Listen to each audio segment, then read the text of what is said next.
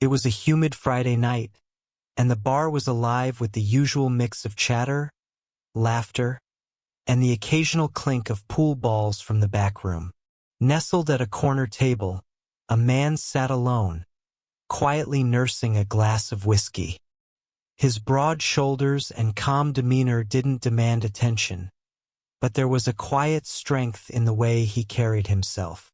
This was Sergeant Anthony Rivers, a decorated soldier fresh off his latest deployment. Tonight, he wasn't thinking about his years of service, the battles he'd fought, or the lives he'd saved. He just wanted a moment of peace. The calm was shattered when the door swung open with a loud bang. In strolled a group of bikers, 7 of them, swaggering as if they owned the place. Their leather jackets bore patches that screamed rebellion, but their sneers carried something uglier. As they scanned the room, their leader, a burly man with a thick beard and cold eyes, stopped mid-stride. His gaze locked onto Anthony. "Look what we got here," he said, his voice loud enough to turn heads. His crew followed his gaze, grinning like hyenas. "What's a boy like you doing in a place like this?" Anthony didn't respond. He lifted his glass and took a slow sip, his eyes steady. The leader wasn't satisfied. He strode over, boots thudding heavily against the wooden floor. His crew flanked him, circling Anthony's table. "I'm talking to you," the man snarled. "This is our bar. You don't belong here." The room fell silent. Conversations stopped.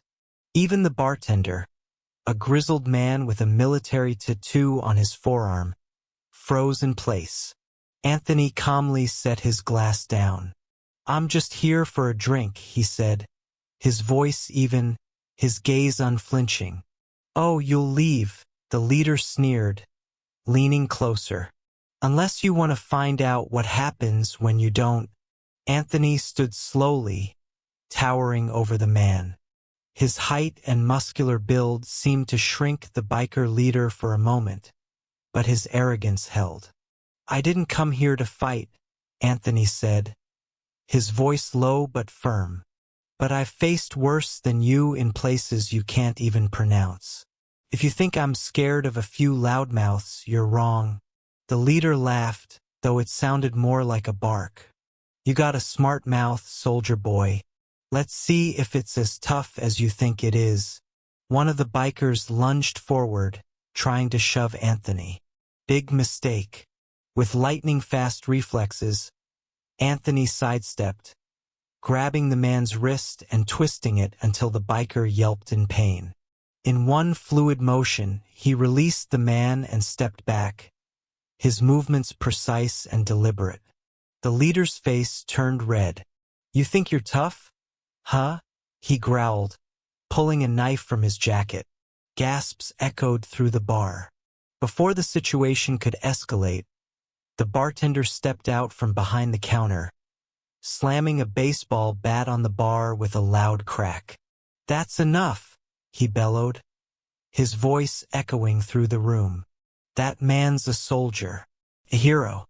You think you're gonna pull that garbage in my bar? Not on my watch."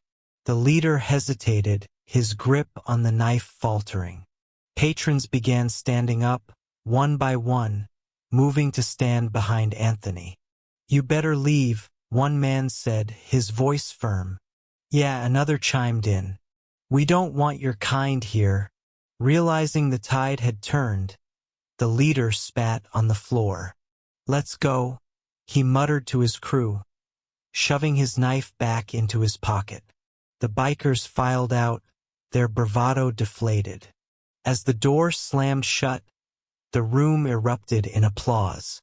Anthony turned to the bartender. "Thanks," he said, his voice soft. The older man shook his head. "No, thank you, son, for everything you've done." Anthony nodded humbly, sitting back down to finish his drink.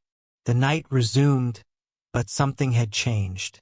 The patrons who witnessed the moment left with a story they would never forget. A story about courage, dignity, and standing up to hate. And Anthony? He left with a quiet reminder that sometimes the greatest battles are fought not on the battlefield but in the small moments where strength meets grace.